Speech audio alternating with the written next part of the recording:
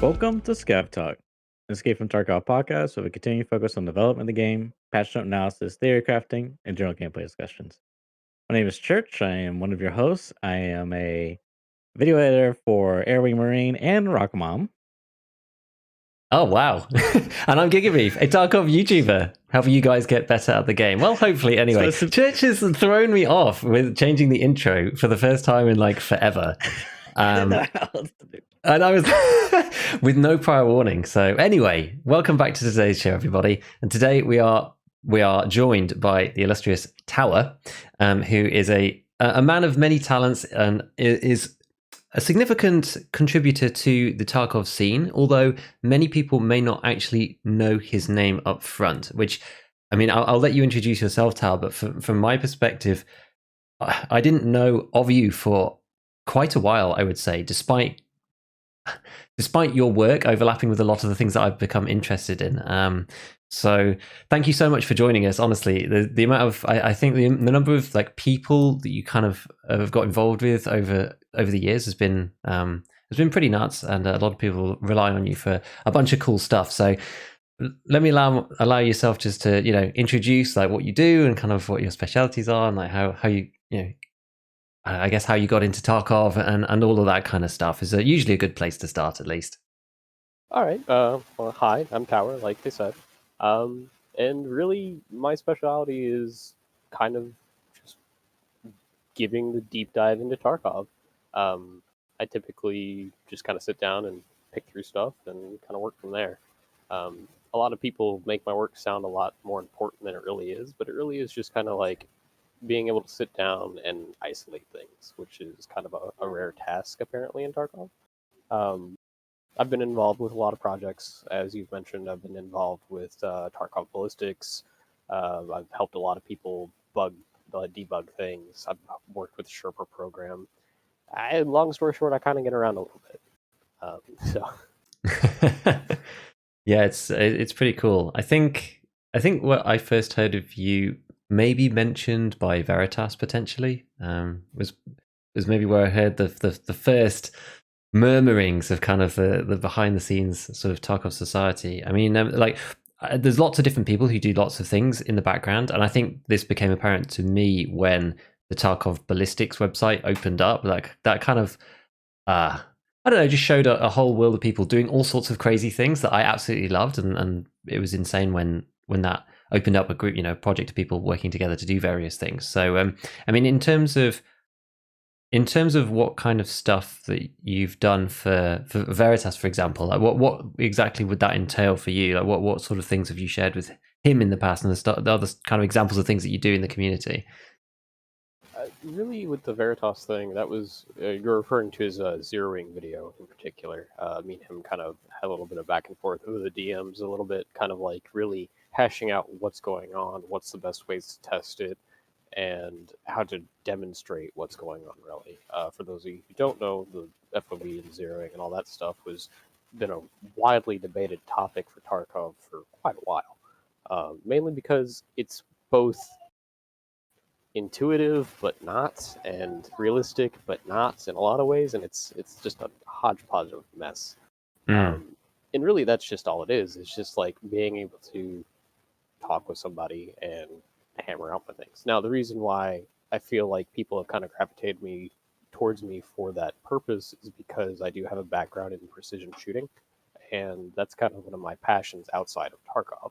So having a little bit more real life experience, I can sit down from a perspective that isn't quite the same as other gamers and be like, okay, why is this happening? What are some of these things that, like, are they trying to emulate this, or are they just doing something completely random? And more often than not, they're actually trying to emulate real life. So that kind of gives me a little bit of an insight onto why maybe some things are happening or not. Yeah, that's interesting, and that kind of makes a lot of sense, just because BSG, as we know, are a very, you know, weapon-centric group. They love the guns, and they're very, well, originally at least, and they still are, realism-focused in some ways. I know they've moved, and I spoke about this recently, more into immersion of the game, but the foundation of the game is about realistic weaponry, with realistic implementation of the way that the physics works and all that kind of stuff. And then us as gamers, first and foremost, I mean, I'm definitely a gamer before a gun person. I've learned way more about guns and weaponry and ammo and ballistics and that kind of stuff from Tarkov than I have from any other game that I've played. And so I think a lot of players who play the game are FPS gamers first and foremost, and are then trying to understand some of this real life stuff. So it's interesting that it's sort of come back full circle, and that people then refer to guys like yourselves who are shooters as well, and that's kind of where you're, as you say, you're outside of Tarkov specialism and interest lies, to then say, okay, well, why might they want to be doing this? How does this work in real life? Because that's something that, for example, I wouldn't be able to tell you, right, about the different scopes and how they're implemented. I know that's one of your areas of interest in particular, but how those actually work in real life, how it's implemented in Tarkov, why they've done certain things in different ways.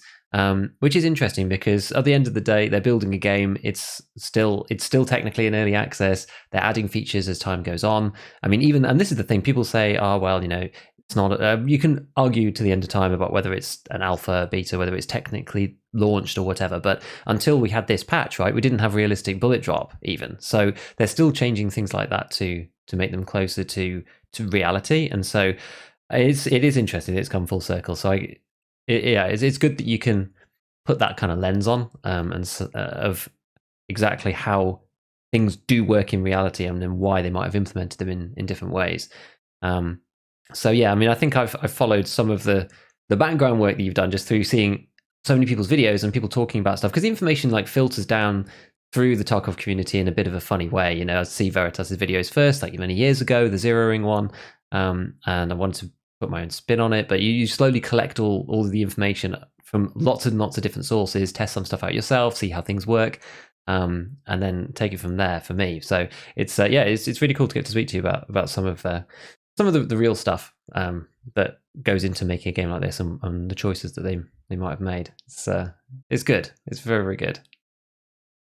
I think you hit it pretty good on the trickle down effect of information, and I think that's largely because of how people in Tarkov actually collect data, like actually usable data, and a lot of it is really just like sitting down for 500 hours staring at a wall and decal marks. Like it really is. Yeah. And I'm not exaggerating. Like for one of my initial tests, back in 10.5, I want to say, is like really when like I started hammering down what each little component of zeroing was. It was just me doing a 1,000 shot sample size against a wall at 100 meters and just seeing what the decals were doing. And even then, I put a caveat on it. It's like, hey, this doesn't actually represent anything like a hit marker or anything like that. It's just what the decals are doing in relation to others. And when you boil it down to that level of granularity, either you get all the nuance or you lose it all, and then it gets disseminated out through the Tarkov community at large, and then 7,000 people get the wrong opinion of your work. So it's just a nightmare in general. Yeah, I mean, I think that's it depends on what kind of, because correct me if I'm wrong, but you wouldn't consider yourself a content creator in any particular way, right? Although you do put out, and I've found various posts of yours over time, which you are testing things and putting out theories and stuff like that. So you're creating content in one sense, and there's different types of creators. There are people who just put out entertainment videos of going around killing people, whatever. Someone like Landmark, you can either like the video or not and enjoy it or not. But with someone who's putting out testing information like yourself and some of the things that I do, I feel exactly the same way as you do and understand 100% where you're coming from, because it's like you look into something, whether it be this armor, how does this work, how it holds up against various different weapons in the meta, how you build a gun, what the cheapest way to do XYZ is, what the most effective weapon is for price, that kind of thing. You put all of your knowledge and time and effort that you can into coming to some kind of conclusion, and then 20,000 people then get to see it and then critique it, right? And if you're wrong about something, somebody will find it and they will tell you. And it's I don't know, it's good and bad, right? It's like the most sort of humbling experience being able to, I don't know, it's almost like having a big sort of testing pool of people and saying, here's my idea, and then you just test it on many thousands of people, and if you don't take the the response too critically, or personally, I should say, then it can actually help you understand things a lot better. Because there's tons of times for my stuff that I've put something out and people have made comments that are actually, they're correct, or there's a specific situation where maybe maybe I didn't address it, or maybe it slipped through the net, or maybe I just didn't know. No one person can know everything, and so it's actually been, I don't know, if you don't take things too personally, then it can actually be quite useful to do that testing process. But I do definitely feel that that weight sometimes of like the video is going to go out and you're like, I wonder how this is going to be received, especially if it's something not necessarily controversial, but something a little bit different, or something that's maybe goes against the grain a little. So yeah, that definitely makes sense. The other half of that, though, is you also can occasionally get gaslit by the community, which is just a nightmare to deal with. Yeah, that's true, and people come to conclusions about things that they haven't necessarily tested, I would say, as well. Yes. They haven't done it themselves, or they have a preconceived notion, or they saw it somewhere and they say, well, it must be true, or they think that what's that? What's the? I can't remember what the exact phrase is, but there's a phrase that's, the most dangerous information is those things that we know are true and are actually false. I can't remember what the precise phrase is, but there's so many of these things, and sometimes it's through no fault of people's own, right? It's like things that were true have changed. They still think are true and are not true anymore because they've never retested them. That kind of fallacy is very difficult, because you have to re-question kind of everything right back to a base and fundamental level. Those are some of the most difficult notions, I guess, to remove, and that kind of thing. So it's hard, but yeah, it's good. It's good. I mean, how much Tarkov do you actually play these days? Do you still play a lot? I saw you playing with our good friend Airwing the other day, so you clearly are playing the game. But do you participate every wipe? Do you only play a bit, or how far do you get? And how's this wipe been for you? I have played every single wipe since 0.7. Wow. I've got about 7,000 hours in game, including testing. So probably realistically about 5,000 gaming hours, realistically. And that's after a 8-month hiatus here last year. I took about 8 months off and really only touched Tarkov and little nits and picks and bits. But Tarkov remains my main game because it is the only game that scratches the itch, so to speak. Unfortunately, I think as much as I love Tarkov, yeah. Have you ever tried playing some of the others? I imagine you're probably an armor guy as well in that sense. I have a lot of hours in armor that I don't want to talk about. That's fair enough. That's fair. I never really got into armor myself. I think that was just because it passed me by. It wasn't through any particular distinct choice. the only interaction that I've had with armor, we talked about this last time a bit, so we don't have to go off onto this side tangent again. But I had armor for the purposes of having the original DayZ mod, and that was it. And nobody that I knew actually played armor, and so I ended up skipping it and not playing. But I was always broadly aware of it being super realistic and had great bullet physics and all that kind of stuff. But I don't think anybody ever really hyped it up to me, because maybe it was slightly too serious. And it's about squad comms. It's like being actual real combat, whereas Tarkov is sort of that borderline between fantasy combat and you can go around solo, and the way that the game's constructed, it's more like an RPG and that kind of thing, rather than doing real soldier things like real soldiers would in real life. And so maybe that's potentially why it appealed a bit more to me than an actual full realistic simulator of real warfare. And I'm not sure. But no, it's interesting. I'm not surprised in the slightest that that you're into armor. I'm not surprised in the slightest. Oh, there's so many different things. There's honestly so many different things that I could ask you. Church, is there anything that you wanted to bring up at this point? Because there's about 15 different ways I could take this at this point.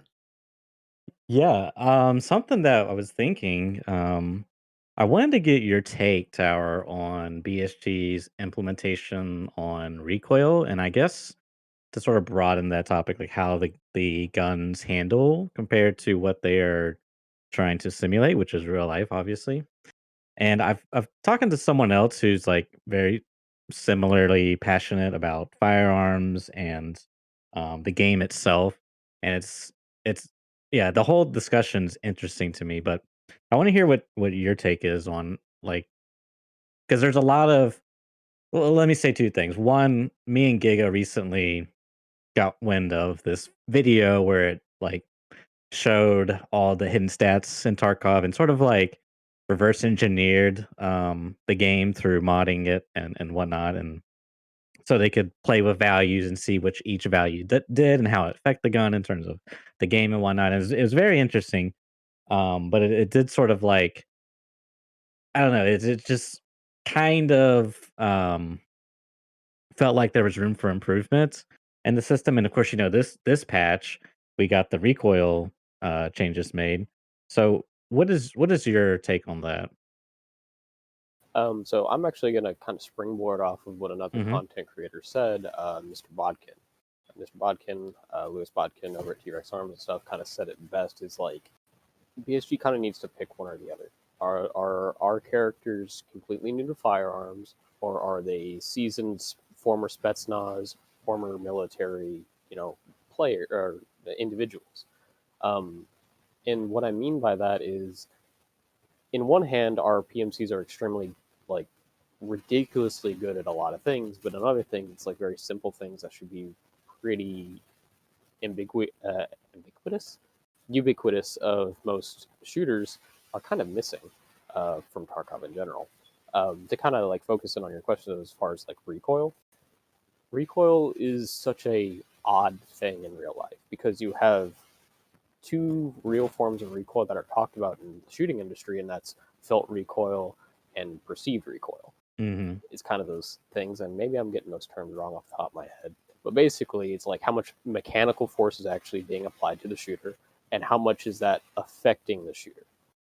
And you could kind of like equate those things to camera recoil versus mechanical recoil. Right. Great example would be the SKS versus the AKM. If you get those two at the same recoil stats, they have different camera recoils, and you can see that. Um, and that boils down to form factor and stuff like that. So I think in that regard, Tarkov does a very good job at like trying to demonstrate that there's a much more nuanced recoil than just two stat numbers. And the other side, though, it's like 5.56 really doesn't kick all that much, and there are Hmm. hundreds of thousands of videos on YouTube of people putting like 3 round burst in like a 2-inch target at 25 yards, which you cannot do that as your PMC. So it's again, is this a new shooter or is this somebody who's extremely skilled? So in that regard, kind of probably needs a little bit more work. Now, to speak on like how they're actually like building in these systems, I think they're kind of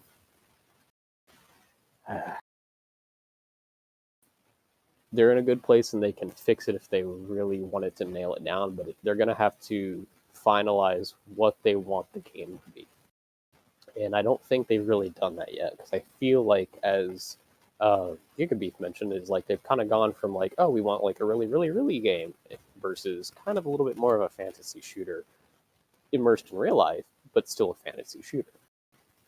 And Hmm. riding that line is either going to pay off really well, but if you don't ride the line like dead nuts, you're going to lean too far into the other, or so on and so forth, and it's going to really throw it off balance. And I think that's where we're at in Tarkov right now. Is we're kind of in an off foot moment, especially if you compare recoil versus like 11.5, 10.5, and so on and so forth to 12. A lot of people complain that a lot of guns aren't usable anymore simply because we're used to that perception of zero recoil laser metaguns and whatnot.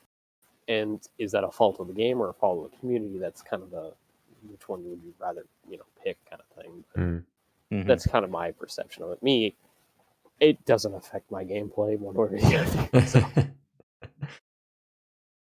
Yeah, because I've seen one of your YouTube videos, or maybe it was a clip or something. I don't remember. It's that probably YouTube, and you were like on top of the like outside of on the interchange outside of power, there's like those giant cranes that you were prone on top of, and you had an AK like 104 with US rounds and like a Valde, and you were like on the 6X sniping people, and it was like zeroed at like 150, but you weren't even aiming at the dead center. I'm just like, dude, what the heck am I watching? Like, how is this guy doing this? Like, I was honestly just like, I didn't think that was even possible, dude. Like, sniping with US ammo, I didn't think that was a I've been thing. do that has been my recent flex for this wipe until somebody brought up the fact that there's recoil reduction to US ammo. So, sorry about that. but that's always been my thing. It's like for years and years and years, US ammo Mhm, has been the butt of many jokes in Tarkov. It's mhm, like, oh, don't use that. And I'm like, you can mhm, do it. It just takes a level of understanding to do it. And and what I mean by that is like it doesn't affect my gameplay. Is like you can work around everything. Mm. And I think that's what give a point to BSG is like. Yes, there's super high recoil in the game, but if you have either a proper positioning, proper tactics, or proper cadence, which a lot of people don't think about, it doesn't matter necessarily what the recoil stat with. And I think GigaBeef has kind of waltzed into that idea a little bit by playing with the M4 a little bit more. It's like, yeah, it's got a lot of recoil, but if you take your time with your shots, and if you set the tempo correctly, it really doesn't have that much of an effect on your ability to put rounds on target.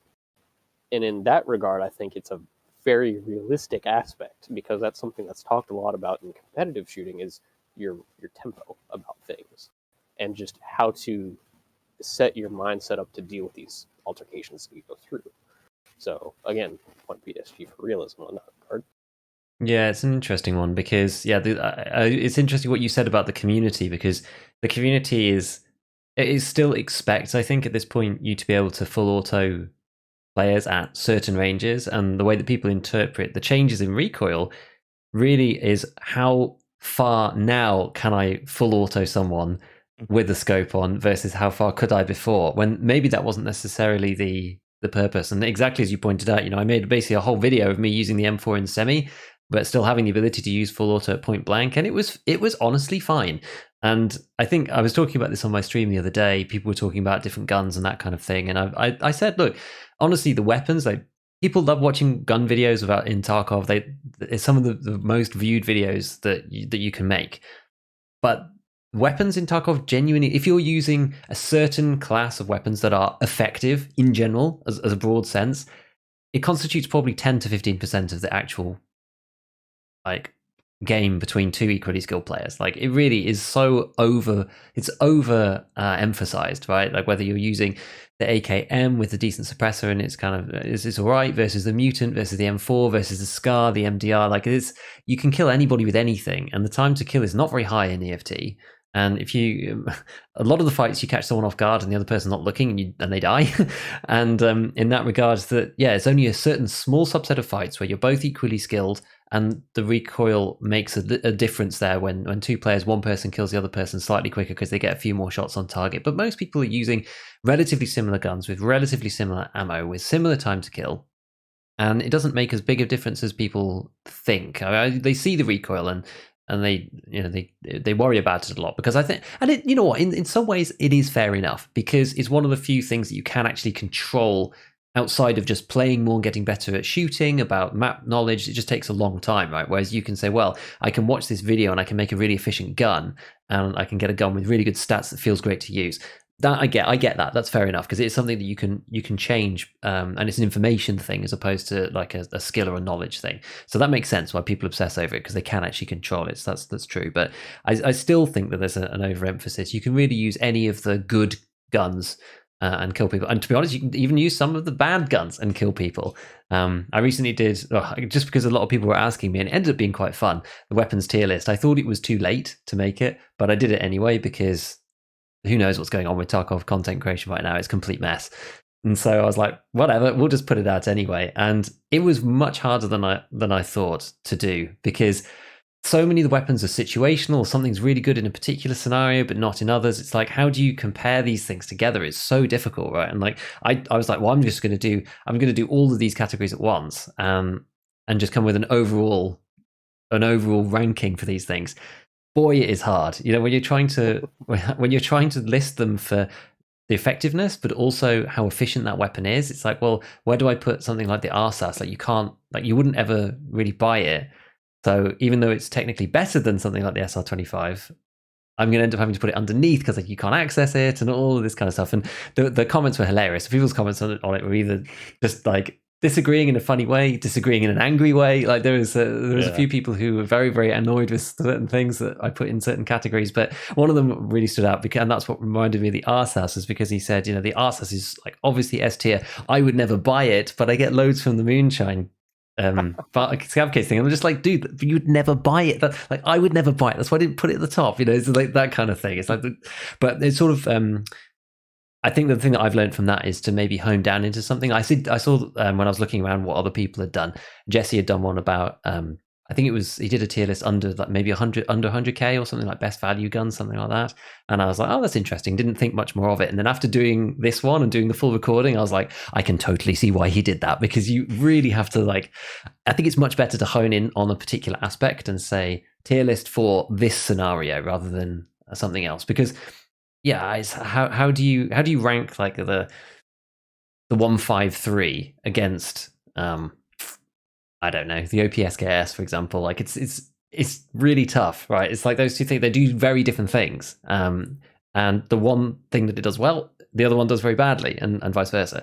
So it's tricky. It's tricky. But yeah, no, it's definitely interesting. I mean, yeah, so Church, you alluded to talking about the optics. I did actually want to ask you about optics a little bit, and about some of the implementation of that too, just because I always see you putting posts out about it and putting images and things, and it's one thing that I've never really experienced. That the only optic that I have ever used is the British SUSAT 3X, which is very bad. That was definitely the experience, and that was not really in any professional capacity or anything. I was in the cadet force as a young Giga, which was great fun, but unfortunately we had to use British Army kit, including the formidable and renowned SA-80 along with its 3 times SUSAT, which is quite interesting. But yeah, I mean, like, I guess there's a few things about optics. Let's start with some of the variables, for example, because I know in Tarkov they are implemented as fixed zooms, right? But I broadly am aware that many of these scopes, you change the dial, right, and they zoom on in a full variable nature. How many of the scopes are like that? And do you think that would actually add anything to the game, or do you think it's okay having like settings? Because I think they just did it for implementation or something. They did do it for implementation, and the easier way to answer your question is, off the top of my head, I can think of like 4 prism optics, which are the switch powers, like we were talking about, where you actually have a lever on the side that rotates a cube, an optical cube on the inside, and goes from 1 power to 4 power. And that's the Spectre Elcan, the PS320 Valde, and the larger Spectre, which is actually a 3-stage, which is a 3, 6, and 9 power. Those are the only like reliable, and I use the quote reliable very loosely, prismatic optics, because that entire like design tree for optics is very machine and precision like demanding versus the Rector assembly system, which is just the ring that everybody uses. Okay. So most scopes are actually using that full adjustment range from 1 to 6 rather than 1 or 6, so to speak. Yeah.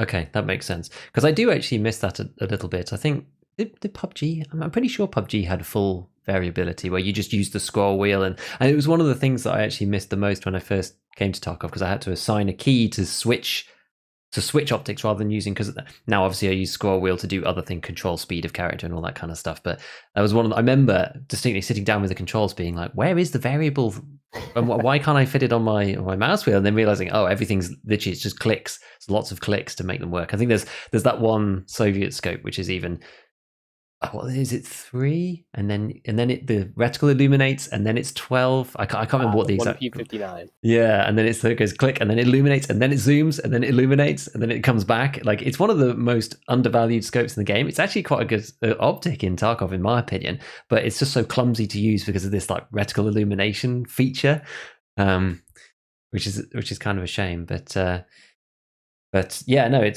is definitely interesting. And there's something that I've been like reading about tangentially, which also you mentioned about first focal plane versus second focal plane implementation as well, which is something that, like, until you started talking about it, it's one of those things where you don't know what you don't know. Like, I didn't even know that this was a concept particularly. How is that implemented in Tarkov, and would that have any impact? It's not at all. So I say it's not. It is just all over the place. So whenever somebody thinks, and I'll try to be as quick and as concise on this as possible.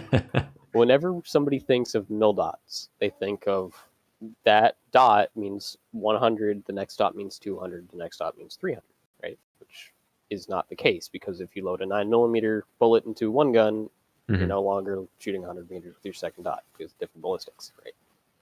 Pretty simple. Those dots are actually angles that are very specific, right? At 100 meters, the space between those dots is 10 centimeters. At 200 meters, they're 20 centimeters, right? So that's a first focal plane scope would keep everything in line. No matter how big the dots get on your screen, they're still worth that same angular unit of measurement, a milliradian. A second focal plane scope, which is much more common to hunting rifles and stuff like that, to the shooter, the scope doesn't change your size at all. So if you look at the Vortex Razor, Vortex Razor in game is a second focal plane scope. The reticle does not change size to the shooter, but the dots have changed angularity sized in respect to the target that you're looking at. On 1x, they are worth 1/6 of what they are at 6x. Pretty simple concept. Some scopes in Tarkov should be first focal plane. Some scopes in Tarkov shouldn't be first focal plane. So in some aspects they've got it right, in some aspects they've got it wrong. In the case of the 1P59, as you've mentioned, that thing is its own unique monster, and I don't want to touch that with a 6-foot pole, because that thing is just crazy.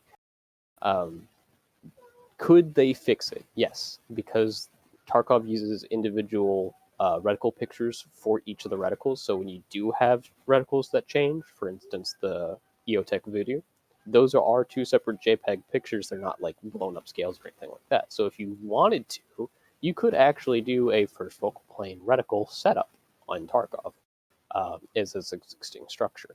It just requires a little bit more work. Both have advantages and disadvantages, obviously, but I'll let you talk.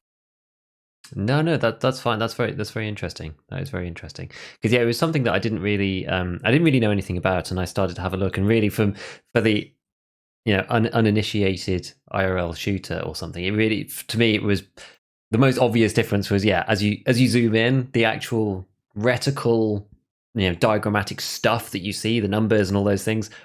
Which way, I forget which way around it is. Is first focal plane? Which did you say? Was it they stay the same with first focal plane, or they increase in size as well? Visually gets bigger. Yeah, okay. So first focal plane, all of the stuff that you see gets larger as you zoom in, and second focal plane, it stays exactly the same. And no matter how much you zoom, then all of the stuff inside the scope, all the reticle nonsense, all stays looking the same to the shooter. And as you said, that means that then the values are changing, obviously, because the picture behind them is moving. And getting larger, which that totally makes sense. That totally makes sense. I guess they could implement something like that. It does seem at this point that it would be quite a fix to, if they were going to do that, then it would be better if they just went to the full variable model. I wonder if they are actually thinking of going full variable eventually, rather than the implementation they have now. I can imagine it probably is quite a bit of work compared to what they've already got. If they've got these fixed JPEG pictures for each scope, and they just parameterize those, and when you click it, it just shifts over to something else. They could fix the first and second focal plane thing, but I think most people wouldn't notice. I don't know which scopes are which anyway, and so the vast majority of people wouldn't even know to query it and say it's a problem, I guess.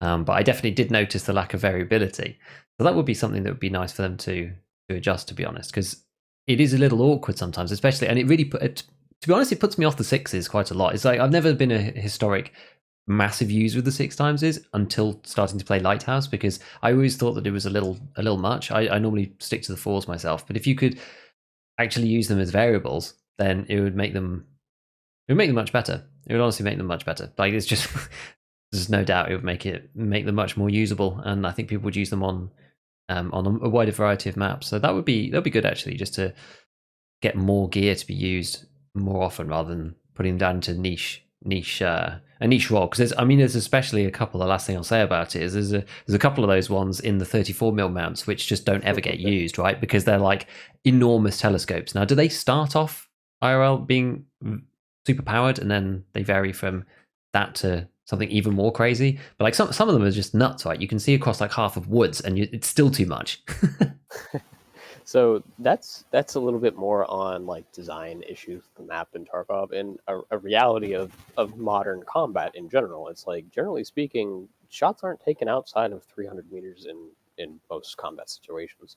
So having a 12 power scope is ridiculous, let alone a 35 power scope like one of the Night Force match rifles. Mm-hmm. You know, it's like at that point, it's like to properly implement 35 power magnification, you're either using it for target identification, like you have to make sure that whatever you're shooting at it is absolutely the thing that you're supposed to blow up, right? So that's one use for it. Mm-hmm. The other use is, making extreme long range shots. When I speak about extreme long range, I'm speaking over 1500 meters, which in Tarkov, you think about that and it's just like, Jesus, that's not enough magnification right now to do that. Because at that point, like, again, to use our little mil dots, right? If that's 10 centimeters at 100 yards, at 1500 meters, that's 1.5 meters. That space between that little dot, which is like 14 pixels on your screen. So trying to make a headshot at that distance becomes a little like mind-boggling to do. Now, to answer your real life question, yes, they do start out at typically a higher magnification range. One of the most common rifle magnifications in precision rifle shooting as a competition is a 4 to 14 power, mainly because you get the field of view to scan for targets at 200 plus meters. And then when you find your target and you really got to dial it in, you can crank it all the way to 14 power and get nice solid holds on your target. And that's more for like a quote tactical or defensive style shooting where you don't know how far away the target is. You have to make a quick guess on your range estimation and correct yourself while shooting. You don't have a spotter, kind of helping you out, kind of thing. So in that regard, it's good. Versus your F-class shooting, which is where you would see the 7 to 35 power guys who are sitting, laying prone with a tripod and a sandbag tucked under their arm, gazing at a target with a 50 power scope. Those guys are shooting the wings off a fly at 500 yards, kind of thing. And I'm not exaggerating. Interesting. Yeah, no, it's fascinating. It's fascinating hearing about the realities of what people use these things for, because I think that's also the thing, right? They've taken all of these real life scopes, but Tarkov is a bit of a strange beast in that, yes. Yeah, it's realistic, but the maps are. I don't even know how to describe it. It's like the maps have a real feeling about them. That doesn't necessarily make them appropriate to be using long range optics on, and in a lot of cases they aren't, and I think that's probably okay. So funny thing about that, right? And something that we were doing in World War One. So literally 105 years ago now, right? 105 years ago, the U.S. standard went from an 8 power scope or a 2 power scope for their rifles, for their sniper program. Back before it was actually a sniper program, just kind of a marksman thing that was happening in World War II. Anyways, but almost universally, all countries in World War I and World War II pretty much settled on a 3 to 4 power optic, which is interesting, right? Because what else is a 4 power optic that you can think of off the top of your head that any American would know about? The ACOG. The ACOG, yeah. Right? And it's funny because over 100 years of conflict, from everywhere from trench warfare, where the nearest guy was 700 yards away, right, sitting in a trench, barely poking his head up, to the possible room clearings in the Middle East versus the magnified, like, multi-kilometer shots taken. The general infantry rifle uses 4 power, just what it is. It's enough to give you a little bit of zoom to give yourself like an accurate target representation. Like you can see what you're shooting at, you know where you're holding, you can get hits on target, but it's not so much that you can't see what's going on around you. So in that regard, Tarkov, I think, has done a very good job of representing that. And it really does leave the higher end magnification to be very specialized, specific nut job people in Tarkov. Yeah, which is interesting. I think it's one of the things that I quite like about Lighthouse so much is that it gives an actual real reason to use more of those longer range optics. Before there wasn't really any point, and there was no way to actually do that. Whereas now you have this super long range PvE element to the game, which I actually think is kind of cool because it gives an option. It's one of the things that I had underestimated, because until recently I really hadn't played much Lighthouse, especially as PMC. I'd played more Scav there just because you can make some easy money, but I hadn't really played much PMC, and that was the thing that I underestimated about the map, which actually then made me like it more and find it more interesting, because as Church knows, I always talk about player choice, and making hard decisions is what makes games interesting, forcing players to make hard decisions. And when playing Lighthouse, I was, I'm still always thinking about the loadout going in, being like, well, I want to shoot rogues, and I want to shoot them from long range, so I need to have a 6x or something, and a gun to actually do that and to be able to deliver the damage. But then I might not spawn anywhere near them, so I'm going to have to fight some PMCs, and I might have to go past the villas, and I might have to fight someone at close range. So I need to have a kit that kind of deals with everything, because if I go all in, then I might end up in a fight and just die. And there's not that many maps that make me play like that, because you can usually very specifically choose what you're going to do in most of the games. So even on somewhere like Reserve, which has a quite wide variety of different environments to play in, pretty much no matter where you are on the map, you can get inside and go into the underground if you want to, and if you don't want to, you can just roam around on top. There's not really much enforcement of that, whereas on Lighthouse, if you want to go and kill the rogues, but you start off down in the south, you're not inside or underground or anything like that, but the fighting is different. It is very different, and you don't really get much choice. You're just plonked in, and you have to make sure your kit is variable enough to be able to deal with both of those things, or you just risk that you might not be adequately geared for that particular scenario, which is one thing is interesting, because I like making interesting choices, and I feel that Lighthouse does that, which is good. It's given it a place for some of these higher range scopes, and the Vortex Razor's become kind of, I guess, it's sort of scope of the wipe almost. I mean, people love this thing, right? And so it's partly because of that map, I'm sure. Funny enough, it's actually one of the more popular competition optics too, for the speed shooters of all people. And this is something that some other content creators in the shooting world have kind of talked about, is the variable power scopes kind of get designed for, quote, the assaulter, not the DMR guy. And that the Vortex optic is actually very much in the assaulter realm of optics. It's got a nice 1.1 power, I think it's his official designation. Very clear, and it's got that bright red dot in the center. So on 1 power, it really is almost like using a red dot. But it does let you reach out to like 600 yards with pretty decent effect, and it doesn't slow anything down. And I think, as you mentioned, like if you want something versatile, of course you're going to gravitate towards that, right? So yeah, I agree 100%. I think the reason why the Vortex and the EOTech Voodoo have been the top go-to scopes is because they realistically are the most flexible. Yeah, exactly. You have enough to deal with the range, plus you have the one times as well for easy access. And because of, I think maybe prior to this wipe, I mean, red dots are always really good, and any kind of basic holographic or red dots is always good to use. And the 1X's on the actual scopes are good, but with the extra focus, I guess, on semi-auto weapons and the domination of just like 308 over everything else, because you're firing those weapons on semi, the disadvantage of using the one times on the variables versus an actual like micro dot or red dot or something has been diminished quite a lot. I sort of forgot about this the other day. In one of my videos, I had a clip of using the I was using the SA58, and I just kind of forgot the amount of recoil that was on that thing, and ended up using it in full auto in a pinch point with a one times on. Was it on the TAC 30? I think it might have been. And I just, like, as soon as I held down the button, the whole thing was just black and I couldn't see anything. And I just didn't think about it. Whereas for most of the guns now, if you're using them on semi, you've got SR25 or something, you just never really lose sight picture. And previously, it was so full auto dominated. I think those scopes have just become even better. And if you're using semi-auto, you can use them almost interchangeably with a red dot now. Just because of the way that the recoil has changed the guns people use, maybe changed some people's play styles as well.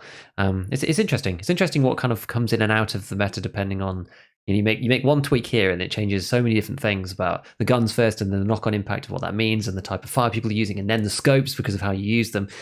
It's very hard to predict all of this stuff. I do feel for BSG sometimes because people say, well, they didn't see this coming, and it's like, it's actually not easy to predict the impact on complex systems when you make some kind of nudge. It's never that easy. You can make predictions, and some people are better at it than others, and it takes experience, but it is tricky. I do feel for them occasionally on that, because it is hard to understand and predict all the ramifications for changes that you make. Something I kind of want to bring up, since you brought up the topic of 1x versus red dots, is in addition to why red dots are not used quite as often as the 1x's, is simply for the amount of real estate they give in your screen. And this is a video game issue. When you bring up a 1x in Tarkov, right, 80% of your screen is your optical housing, like what you're looking through, right? So you have nice perception of everything around it. It's not too bad. You can make adjustments accordingly. Versus if you look through a red dot, for example, like let's go with like the HSS1, one of the EOTechs or something like that. You have your reticle, and then a reticle's width to your left and right is your housing. That's not something you see in real life. That gets occluded by your focal points, basically. So when you bring up a red dot in real life, you get like a little bit of a blur where the housing is, and a bright dot in the center that you use for aiming. So that's why typically red dots are much more common in real life for speed shooting and stuff like that, because they are legitimately faster than 1-power optics, which is something that if you implemented it correctly in video games, people wouldn't like it at first. Why? Because the red dot would be so big? No. So it's the same size on your screen, right? But the Really? housing is just a blur. It's a see-through, opaque blur, basically, would be the correct effect. Oh, so the actual, like, the glass, if you will, would be blurry Okay, and so not clear. You mean the think frame, about, right? yeah, the frame. Like the frame of the EOTech, it's quite bulky. Why would people not like that, though? That doesn't, like, Think on about it. paper, it doesn't sound like it would bother me. It doesn't sound like it on paper, right? But imagine if you just had 2 smudges on your screen, right? Just Okay. sitting there looking around, right? Mm-hmm. Well, I couldn't see because of the smudge, or just whatever. It's just, that's the arguments I've heard against it, anyways. I actually but I have mean, like, seen. Sorry, Church. You go on. I'll say afterwards. well, I was gonna say, like, the voodoo and the vortex, like, if you're essentially saying it would look similarly like that, in other words, like, the housing would be on the outmost part, like, or let me rephrase it. You're trading um perception, or what's the word, the I can't think of it, but the almost like your outside vision for Peripheral. a more, huh, peripheral, yes, for a more So like cleaner, basically like it would be like a voodoo 1x. no. So here, I think where you might have misheard. So picture in your head, you've got an M4 with an with an EOTech on it, right? Okay. You're aiming down sights just normal in Tarkov, right? Mm-hmm. Now use a smudge tool and blur the housing, like the actual frame Mm-hmm. of the optic. That's what it would probably realistically look like. So your dot is still small, but Okay. the frame itself is smudgy, to where you could So you almost see still have through. the same peripheral vision, like you're not moving your head further, so to No, speak. yeah, you're not actually Oh, like okay, pulling okay. up closer to the optic. You just get more I awareness around see. the optic itself. Because in I video see. games, typically what people prioritize for what makes a good red dot versus a bad red dot is how thin that frame is. That's why the Walther HHS Right. sight Mm-hmm. is unanimously loved at, like in Call of Duty and stuff like that, Mm-hmm. because it's just this nice thin frame. In Right. real life, that sight is garbage because it doesn't hold zero and it's not durable. So no one uses it. It's Which also probably is I was going to say it's probably similar to the OKP7 as well. The one with the really thin film that comes around, and that's really nice to use, right? The dovetail version of that. And you stick it on various AKs with the dovetail mount, and then it's super thin, and you can see lots of stuff around because it's just a bit of a folded, metal leaf over the top that holds this glass in place. But I've heard that that's very brittle as well and not durable at all. Extremely brittle, extremely fuzzy. It's not good. I have one actually. I bought one on a whim for $60. I'm like, it can't be that bad. I have not touched it. It lives in a box.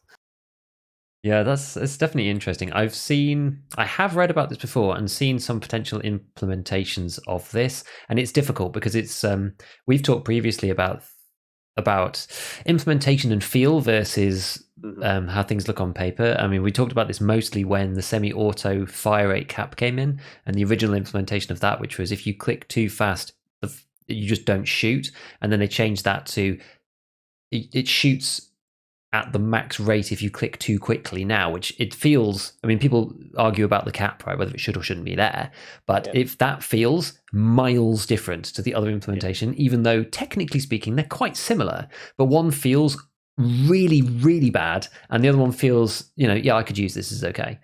And so, it's fascinating to appreciate the feel for some of this stuff. I have seen, and this is the thing from my perspective that I've, as a non-shooter, but I totally get the sort of the science and perception of that, where if you're using a red dot or whatever, and you've got both eyes open, then you have that effect of you've got your finger in front of one eye, but you can still see perfectly fine because all you've got is the blur in front of one, and your brain just pieces the image together, and you barely even notice, right? And so that's the thing. Whether you have it would have to be some kind of opacity or whatever. But the problem is that you run into the basic problem of that it's a two-dimensional screen that's trying to depict a three-dimensional image, and because that object is so close to you, the I guess what's the way that I want to put this? The approximations that you make in the depiction become more obviously incorrect because the anomaly between what you're being shown on the monitor versus how it would be in real life is different, right? And this is the reason why when you use a VR headset, why things up close feels absolutely insanely sick, right? And stuff at distance in a VR headset doesn't really make much difference because it's approximately identical on a two-dimensional monitor. Doesn't really make that much difference. Like an object at infinity, the theoretical infinity value, or a horizon, for example, doesn't really make much difference at all. Whereas in VR, the thing that absolutely blows people's minds is turning a can in front of your face, because that's when things feel really 3D, because that's when the image that's going into the two screens into both of your eyes is the most different. And so that's why it feels the most 3D and the most crazy, because it's the thing that we're not used to as much. So it's actually really interesting that works in that way. How you implement that in 2D, you either have to have a smudge, or you have to have it with some kind of 30% opacity so that you can still see the frame, but you can see through the frame as well. Nothing feels good. And that's because you just can't realistically depict that on a monitor. And so exactly all the way back to Tower's point as to why things some feel good and some don't, is that when you're using a red dot in something like Tarkov that doesn't even attempt to put that in place, you just have the thick, bulky frame, and it's fixed. And it plays Tarkov as if you only have one eye, effectively. It's looking down a red dot as if you've only got one eye, right? And so it's a really thick, bulky frame, so people prioritize the thinness. But then you're looking down an optic of some kind. You have your dot in the center.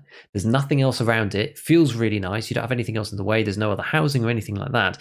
Plus, your character in Tarkov can immediately put that right into the center of their eye, and there's no kind of weird wobble, whatever. Because some of the best things about holographics is that the holographic, I guess, reticle just stays on target no matter whether you've got your head slightly to one side or the other, right? That's the beauty of them.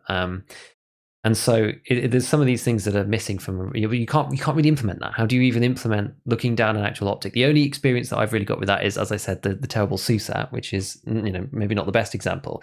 But I did play a VR game only for a little bit. I wasn't super into it, but it was interesting to have a go at. Someone recommended it to me, and it was called Onward, and that one is a little bit sort of realistic shooter style. And in that you could have an ACOG, and there's a whole sorts of other different things. And it was one of those ones where you look down and there's you have a belt full of stuff, and you have to actually reload the guns yourself. Actually, this was actually quite a fun game. They had a few different weapons implemented, and one of them was the P90. This is a slight side tangent, but they had the P90, and I was like, I've used the P90 in CS, I've used it in various games, I've used it in Tarkov, whatever, and I get in Onward, fire off my my magazine down the range, and I'm just like, I actually have no idea how to reload this bad boy. Because you have to actually actuate the things, pull the mag out, reclip it back in. I was just like, I don't even know where the mag release catch is. I had to go and look up the mag release catch. And even for certain other weapons as well, I was just like, I've just pressed R. I've pressed R for 20 years. I don't know where the actual buttons are on these things. For various different guns. The P90 in particular, because it's very different, right? So that's why that one stands out. Because the other ones you can kind of figure out. If you've used any sort of rifle of some kind, you can figure it out. But that one in particular was a real standout. But in that was actually even worse, right? So that you could use a 4 times or an 8 times of some description. And it was very, very difficult to keep, because you actually had to bring it up. There was no ADS or anything. Yep. You did it, right? So you bring the controller up and then you align your eye down the scope. But the problem with that, right, and the problem with Onward is that you aren't actually physically holding a gun. And so you're trying to line your eye up down some kind of optic, but you don't even have a physical reference. So you can't squeeze your cheek in, hold it here and, get everything nice and tight. There's nothing there. Your arms are just floating in midair. And it made it nightmarish. It was super, super hard to actually even keep a consistent sight picture down the optic. It was crazy. So anyway, none of that is implemented in video games, obviously. And you wouldn't even really be able to do that unless it was in VR. So it's, I guess, long-winded conversation about why the red dots aren't implemented as they should be, because it's very hard to come up with a compromise. I've never really seen anybody. It would be interesting to see if the guys at Battlestate could do something put some opacity or something like that, because maybe that would be a good halfway house. But the impression I get is people just don't really like it. So you've reminded me of 2 things. One is the recoil thing I wanted to talk about, since it kind of circles back to Church's topic on recoil. And the quick thing I want to touch on about red dots, and you said that no matter where you're kind of looking through them, where your head is, they're on target. That's known as parallax error, or the lack thereof in this case. Tarkov gets it right, and sometimes it doesn't in red dots. And I don't know why. I haven't been able to beat my head against the wall until Tarkov reveals its secrets to me yet, to the point that it will. But some red dots are parallax free, meaning if you lay down, right, and you scope in, how your reticle is no longer centered inside the housing, if you're laying on your side or something like that, and you shoot, they are still zeroed. Some of them are not, for whatever reason, and I legitimately can't figure out why. Is that a small, minute thing? It could be, until you look at the implication of you moving. Because those sites that it remains true no matter which way you're looking at it through, versus the sites that don't, right? If you're bouncing around, your red dots bouncing around left and right, your point of aim either follows the dot, because everything is locked together as a rail, and you're using a holographic sight, so it's all entering your eye at the same point regardless, and that sort of stuff. So if you're moving, wherever your reticle is where you're hitting, versus some of the other red dots where wherever the reticle is nowhere near where your point of impact is, which kind of needs to be tightened up, in my opinion. That's why I think a lot of red dots in Tarkov get chosen over other red dots, is subconsciously people are aware of, oh, hey, this red dot actually hits where I'm aiming most of the time. It feels better. And I think that's an issue with Tarkov in general, is there's so many things that feel better that we can't put into words in Tarkov. Yeah, definitely. I know that the people always talk about the floatiness of certain optics. You have the Pillad Weaver one. It used to be that some of them worked and some of them didn't. There was an actual little target one, and was it the T? I forget. There was the 2 of them that made sense, and then the 2 dots just felt like they floated everywhere, and the MRS also just seems to float everywhere. But something like the Delta Point seems really good. It's difficult, right? So yeah, some of them don't feel stable, and some of them do feel stable, and then they seem to change some things up in the optics rework, which made some stuff better and some stuff worse, and left the community just kind of going, huh? What happened? A lot of people were expecting that to be the big shakeup that sort of fixed everything and made everything feel sensible again, but it just seemed to ask more questions of what they've done. Oh, Tarkov. It is a bit of a beast. They have the optics rework. I could rant on for hours about the optics rework, but I'm not. They should, they should just get you in. Just get you into. I'm trying. I keep sending emails. No one's wrote me back yet. I'm trying to learn Russian so I can yell at them in Russian. But the other thing I want to talk about was Recoil. Is in my mind, like when I see Tarkov Recoil, to me it seems like the guy's got his hand on the front of the gun and the hand on the pistol grip and is not holding it to his shoulder. Yeah, I was talking to someone about this, and they were, kind of like demonstrating it. Um, how like the gun, I guess when It you shoot a kicks. rifle. Yeah.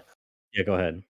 No, exactly right. It pivots down while the muzzle comes up, which in like everybody's listening. Well, yeah, that muzzle comes up, duh. But it's not being prevented from climbing with your shoulder, because that's a wide flat object on a wide flat object. There's a limit to how much vertical upward travel it can have, no matter what you are, right? It's just you're. Go ahead, Church. I'm sorry because yeah.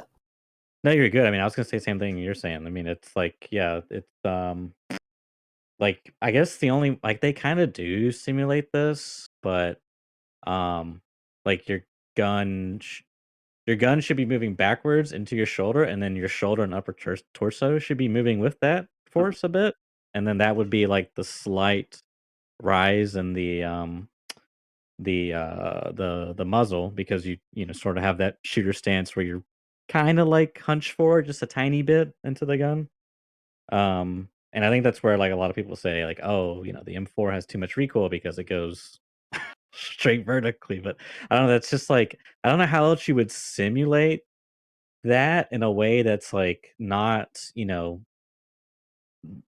So this is where arena shootery. I'll actually defend auto compensation for recoil now. So yeah, How right. dare you? I know, right? Blasphemy, blasphemy.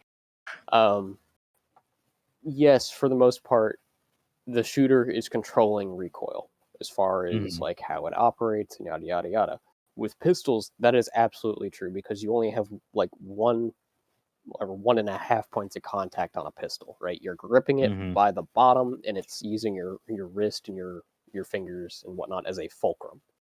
Versus a rifle, you have a lot of leverage because your shooting arm is extended further way out, and your control hand is back on the pistol grip, and then you've got a third point of contact on your shoulder.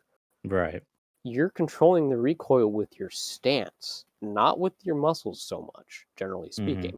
Now, do you get an added layer if you're, like a beast, like a 7-foot tall giant shooting an M4? Yeah, my friend Bard, for example, can legitimately one hand an M4 and get it on target every single time at a very high cadence because that man's like biceps are as thick as my thighs. So it's not an issue for him. But when he, tucks it in and shoots right, he just holds it there. There's not a whole lot to it. You just put a little bit of downward pressure, like if you're using thumb over war technique, like we do in Tarkov. You just do a little bit of force, and guess what? 80% of the recoil is suddenly gone. It's funny because I've actually done that with new shooters. I was teaching a couple people how to shoot at the range because they were having some issues and whatnot, and we're like, "Hey, can you help?" And it was just that. It's like, okay, here's widen your stance a little bit, roll your shoulder into it a little bit, put a little bit of force right here, and then suddenly they were just 50 yards, ting, ting, ting, ting, ting, ting, ting, ting. Like, hey, look, I can do it. It's like, yeah, everybody can do it. It's not that hard. Right. Versus before they were like firing and you could like visibly watch the muzzle rise like 6 inches. It's like, ugh. It's very interesting that you say that. It's honestly, it's very, very interesting that you say that. I'm actually very pleased that you said the thing about pistols because it kind of is what I was going to say, sort of. So that sort of validated my opinion on it in some ways, which was that we talked about hidden stats before, and yes, they're hidden and you don't normally get to see them, but they are important because they are the reason. Well, I say the reason, but they're how BSG have modeled all of these things, right? Yes. Like all weapons have this combination of visible and invisible stats. And in my opinion, this is what I was going to say. I think that the model works very well for pistols for this precise reason, right? They have very high recoil, but they also have a very high return, this convergence number, right? The return to center. But what they need to do is that I almost feel that there need to be two distinct models, because for rifles, as you say, it doesn't make sense to have, like, it's as if everything pivots around the right hand. And so if you're shooting a pistol, it pivots around here. If you're firing a rifle, it shouldn't pivot here. It should be pivoting here, and it would make everything feel a lot more sensible. So they almost need, the model sort of needs to be tweaked a little bit to bring that pivot point further back on weapons that are actually locked into your shoulder correctly. And then it would probably make a bit more sense, because the thing is, it's not too bad unless you look at it really closely. But given the higher recoil this wipe, I think this is why people have noticed it now. But I just think, that model is not quite right, and then because they've just sort of made this blanket tweak as well, it's then made some strange adjustments to camera recoil as well that they maybe not tweaked properly. If anyone's used the MPX, this wipe, it's very, very bizarre, where you've got camera and weapon sort of almost acting independently, which is a bit strange, because again, it's, if you've got a weapon with the stock on it, really those two things are kind of locked together, especially if we always have the weapon shouldered, and point fire is the least accurate fire that you can do in this game. It's not like you're actually firing from the hip or anything, where a large amount of recoil would probably make sense. So it's interesting. I just think that they need to tweak that model, but I do think it works really, really well for pistols, and probably it's actually quite close. They just need to change maybe where the pivot points function and sort of tighten up some of the camera recoil things, and then I think it might actually feel better for people. I agree 100% on that. Like, and it makes all the other like implementation make sense then, because now again, auto compensation, if you get like 3 or 4 rounds and then your shoulder stops that gun pretty much from coming back the rest of the way, because it's mechanically locked to your body basically. Your cheek is on the stock, your shoulder's there, the gun doesn't just fly out of your hands unless you've got like no grip strength whatsoever. And again, harken back to the beginning of this conversation, right? We're PMCs. We have chosen to wield a weapon for our paycheck. If you're not like, these people know how to handle a gun, right? No, they're it's not their first rodeo. Hopefully, that would suck. So basically, you're saying that eventually, after like 3 to 4 shots, the gun really can't go. It's reached its maximum tilt. It's gonna be it's not exponential. It's the other way. It loses the amount of movement it can do over time. Like, you get 1 shot, 2 shot, 3 shot, and then slowly you kind of peter off exactly how far up you can go. Now, if you're really loose with your body posture and stuff like that, then absolutely the gun's just going to go everywhere. And that's only speaking on horizontal or vertical.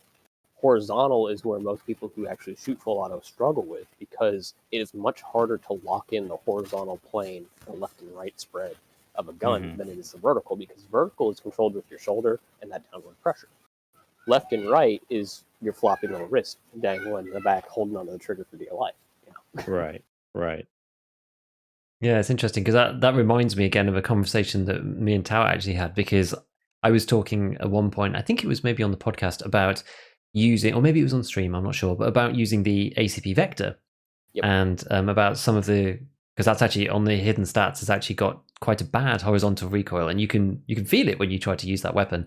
And Tao, you did send me some videos of people actually trying to use it in real life, and struggling to control the horizontal for exactly that reason, right? The weapon almost sort of takes on like a harmonic nature of its own as it vibrates from side to side, partly because the RPM is so high, and the vertical, I mean, it's quite funny, because the first set of testing that the guys did in the video, they were trying to do what you would usually do, I think just out of muscle memory, and lean into the weapon, and they end up shooting underneath where they're supposed to be going, because they were like, you really don't have to control vertical really at all on this weapon. And so they ended up firing low, and once they got used to that, then it was really just a case of trying to control this horizontal, but it was very difficult for it to go away, which was interesting, because I was wondering whether that was a realistic implementation. And then here's this video basically saying, yeah, look, it's hard to control, right? Like, if you've got super high RPM guns that vibrate all over the place, you will get a horizontal spray. There's not really much you can do about it. to talk a little bit about those videos, these aren't like inexperienced shooters either. The guy Beef was watching is a masterclass 3-gun shooter. This dude literally is at the top of the game as far as like being able to control recoil and stuff. And when you watch the other videos, it shows exactly. And then here he is like at like 5 yards having like 8 inches of spread between rounds just because of the way the gun walks. It's like, what? Yeah, it's fascinating, and I think in that they were basically saying that it gets really bad after about 3 rounds, and it's interesting because the 3-round burst is implemented on the Vector, right? And that's kind of really what it was for, is for firing off a couple of rounds. It's not designed for just mag dumping into rooms or targets or people or whatever, because the thing just like, it's a crazy beast and it vibrates like anything, and you're not really supposed to just empty a mag like that. So it's interesting. It's good to see that they are trying to take these things into account. I wonder if the BSG team have actually used those vectors and things like that. I imagine it would be quite difficult to even just get hold of one. And I don't know how you would go about trying to use a vector and get range time with one. I know my local range has one, but I'm in the US, so that doesn't count.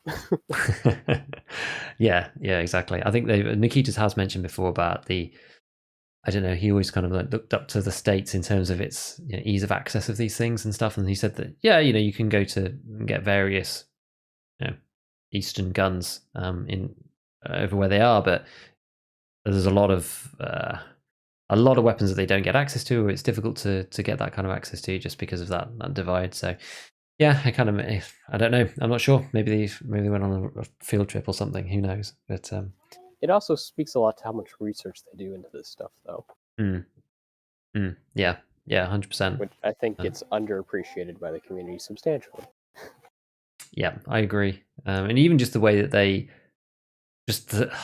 how they go into detail with stuff, like the revolvers implementation is one of the, again, people asking, when's revolvers? But the more you look into it and just seeing the implementation that they have put in place, you think, God, I can see why it took them so long to make it work, and getting all the animations right and all of this stuff. Like, it's completely insane.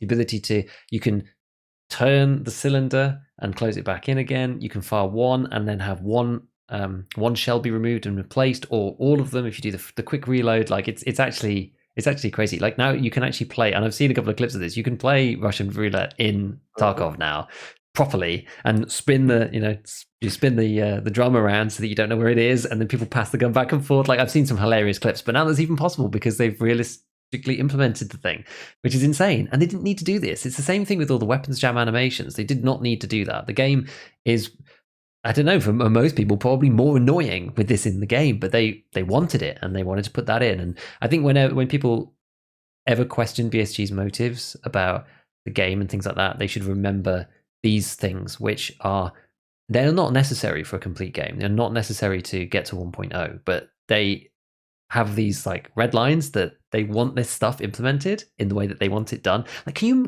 even, like, I can't even fathom the amount of work it's taken them to implement the full stoppages set of code.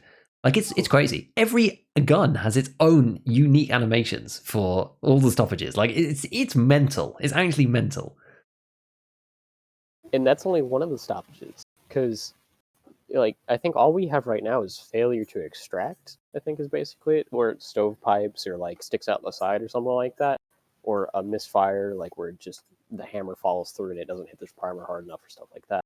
There are any number of unimaginable ways that you can have a stupid malfunction. Like, my favorite malfunction on the M4 example is where it's a combination of a bolt issue and a magazine issue, where you go to extract a round, right? And it like kind of gets the round out, so like the brass is sticking out the chamber just a little bit, and it's just enough room for a round to pop up underneath of it. And as it's going forward, it kicks the live round up into the gas port and tries to cram the spent cartridge back into the chamber. Oh, wow. And it locks the gun up entirely because you can't pull the charging handle anymore because that round is forced against the gas tube, but you can't do anything else. It sucks so bad. You actually have to push the bolt, like take a pocket knife, push the bolt forward to relieve pressure on the cartridge on the top, shake that cartridge out, and then extract the bad round. Could you imagine trying to do that in Tarkov? Yeah, that's kind of It's just insane. like, fuck. I do remember, to be fair, actually the one advantage of some of our cadet training back in the day was we did have some epic stoppages, because what we had was, I can't even remember what it was called now. I think it was called the L98, and it was a converted version of the SA80 to make it, it made it, I don't even know, how would you describe this? It was, you had to, yeah, no, I guess it was every single round you had to, you had to cock the weapon basically every single round, because there was no gas mechanism. Manual. A manual load, yeah, okay, exactly. So it's a manual load.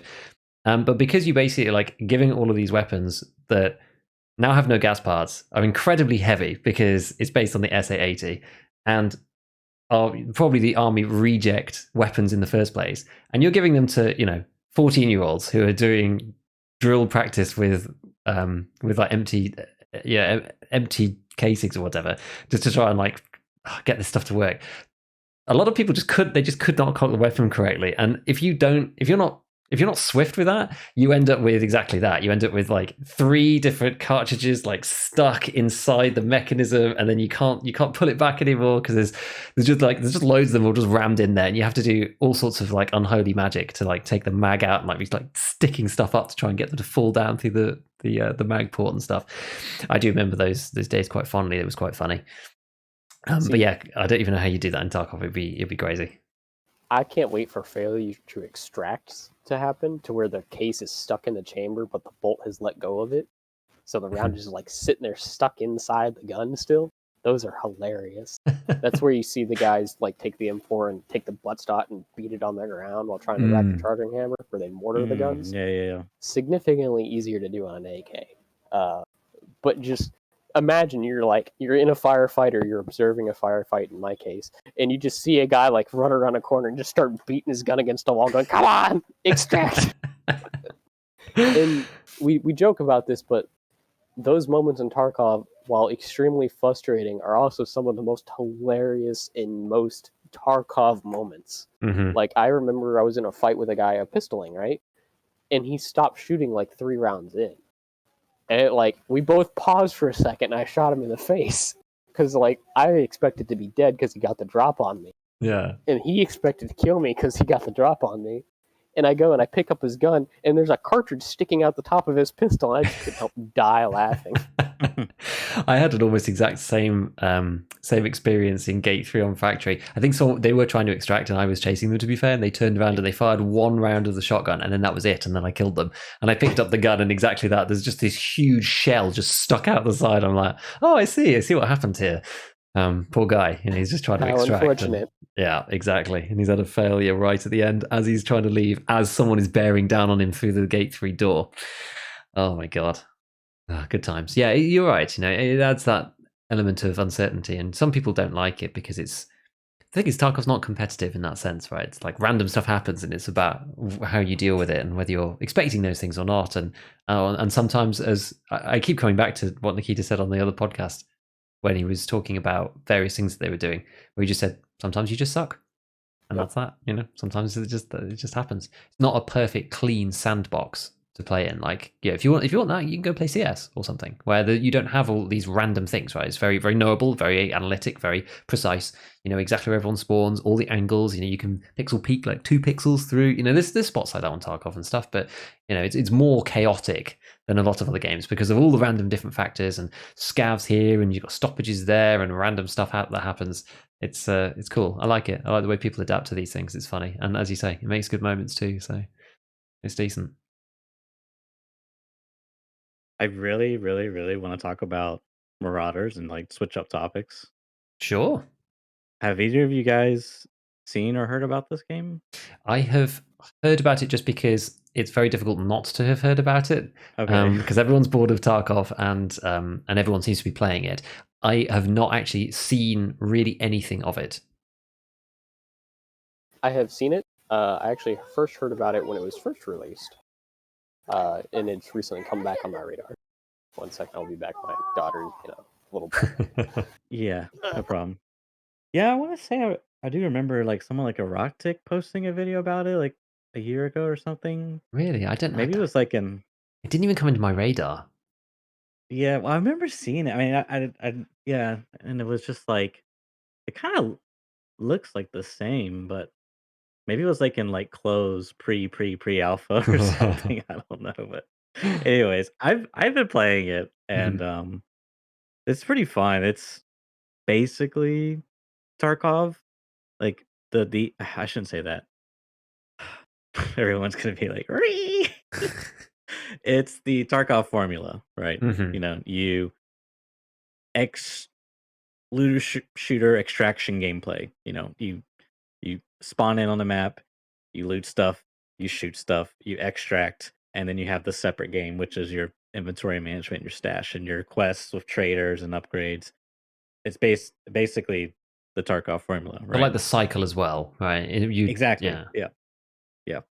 And the one twist though to it is that there's space combat. So this is the really interesting part because it really like shakes things up a bit on that. I don't know. It's kind of weird too because sometimes it's just like annoying. But anyways, so everyone spawns in on the in space in their ships, and then there's different like events and maps, Mhm. if you will. So like in the center map, there's usually the main map where you dock your ship and then you can like open up your airlocks and go inside and play the actual map and then loot the Right. stuff and get out, right? And then when you leave the dock, there's like two extracts on either side of the space map, and yeah, you just fly into them like a little metal thing with a cylinder and a wormhole. Looks like a butthole, but anyways, you go in and you leave the map, and then you're back in your stash, right?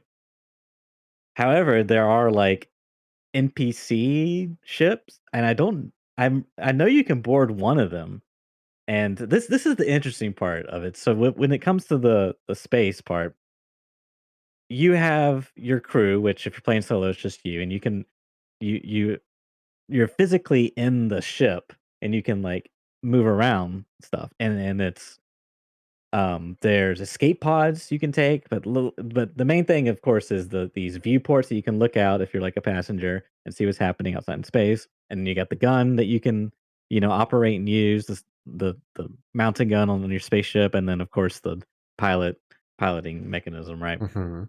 And what happens is when you get into space combat, your ship takes damage, right? And it can only take so much damage before it reaches a threshold where you're like demobilize. I think you have some mobility, but just not the main engine or whatever. And then from there on afterwards, any damage your ships takes, you then take as the player, right? Okay.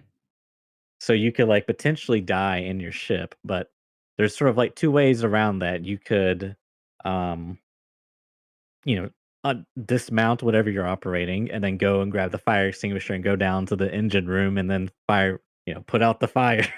It's very gamey, but that's how you would like heal your ship back up, which is pretty cool. It's sort of like kind of like favors bigger crews, which is interesting. And then the other part you have escape pods where you like literally open up the escape pod, you jump in, it plays the animation, but during this time you can still take damage and then you like, just burst out of your ship, and then you can fly around and then, like, board other ships. You basically, like, burst in other ships, and you literally, like, spawn inside their ship, and explosion happens, and you're just, like, there inside their ship, dude. It's crazy, dude, and So it's crazy. let me get this straight, right? So your ship is like your stash though in normal Tarkov, or your hideout? No. No. No. No. Okay. So It's where's like your actual hideout? Like where's your stuff stored? a menu like Tarkov. A menu like Tarkov, but like is that how does that exactly function? But, like, you have So no matter where you are, just you like can access it, Tarkov kind of thing. well, you have an inventory system. Unfortunately, Church is now dead. Well, we could just pause for a minute and wait for him to return. He was monologuing about Marauders. Have you played it at all? I've not played it, however, I've seen a lot of gameplay of it. Okay. it definitely speaks to me as a raid-based session shooter game, which is the genre I'm gonna call Tarkov from now on. I'm stealing that from Jesse. Because Raid-based shooter. Raid-based shooter. Yep. Yeah.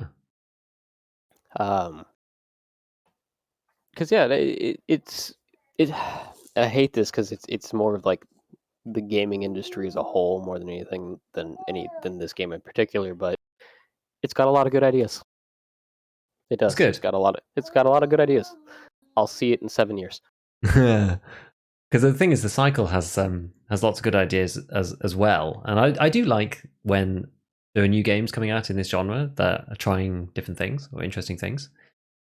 So that's always good. But what exactly? So from what you've seen, what new ideas do they have that pique your interest?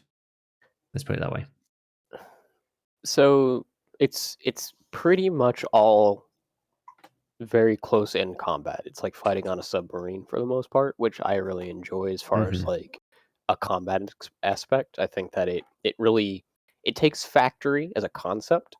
It makes that the focus. I And there's an see. entire subgenre of Tarkov players that only play factory. Yeah.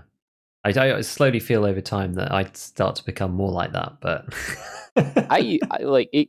Factory is such a unique experience. Like I even just run factory occasionally. I'll grab an AKM or an AK-74, load 2 mags of BS, and just run through it. it's so good. It is, and it's like it's the hit button receive reward, hit button receive reward, hit button receive death. You know, that's just all it is. Yeah, the fruit machine of Tarkov.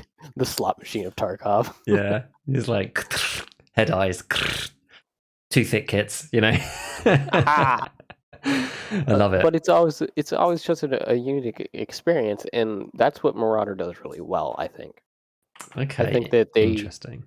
they're packaging it in a very artistic way that's really interesting.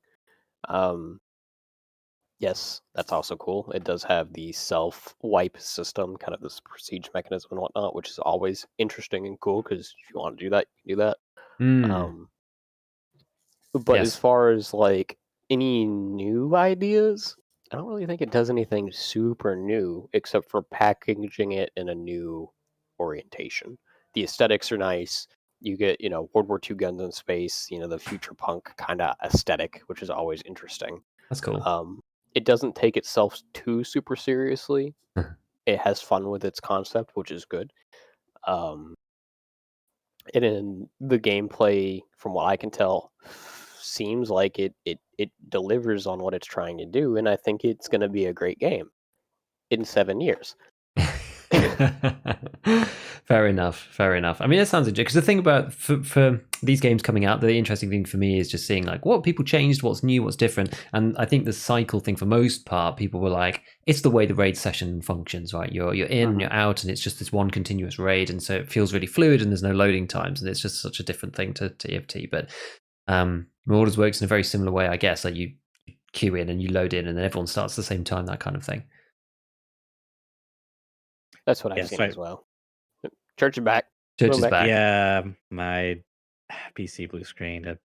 I probably need to downclock my RAM, fix that. Anyways, I tossed your kid.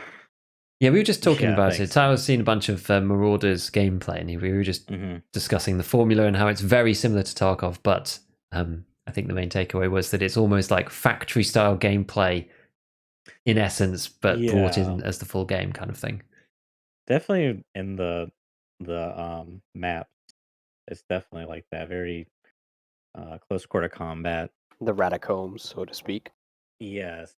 Now but the one part that I think is kind of the unique aspect of it is the space combat, because Yes. I haven't really gotten a lot into it, but there's like potential that you can never actually go into the map. You could just play out the space section. It's like the best way I could describe it is like, imagine you're playing Tarkov, but to actually get to the map customs, you have to like travel in like a caravan to the customs location, and there's other people traveling in that same caravan. And then once you get in the customs and you play the customs map raid and you want to extract, you go to the extract part, right? Like where you came in at, you leave, and then you get back on the caravan. You got to get back to like your stash, so to speak. So it's like this extra layer, and then Mm. it's like not it's space combat. You're flying ships, you're breaching other people's ships, like, and it's really what's I have again, I haven't played enough to, like, confirm this, but I'm kinda, like, piecing the I'll share one experience. So, I got breached. You get, like, a notification when you get breached. I got into, like, space combat, and I literally just sat in a corner and just waited because it's really annoying. The it's so close. It's literally just like a corridors. It's just a bunch of corridors. Like, that's all it is. That's, like, the map design. It's very, very basic, but, other people ended up boarding as well, and they got into a big fight. And I'm sitting here just like sound whoring, trying to wait for the perfect opportunity. The sound design in the game is also kind of like poo poo, but regardless, what ends up happening, they end up just using my ship, going to the map and docking, and just going in that way and playing, right? And I didn't find out until like it was dead quiet, and I was like, okay, let me like creep around, see what's going on. And I see like two bodies have been looted, but as I because the other mechanic is when you the captain of your ship, which in this case would be me, but if you're playing in a group, it would be like your designated captain. He would have a captain's access key card.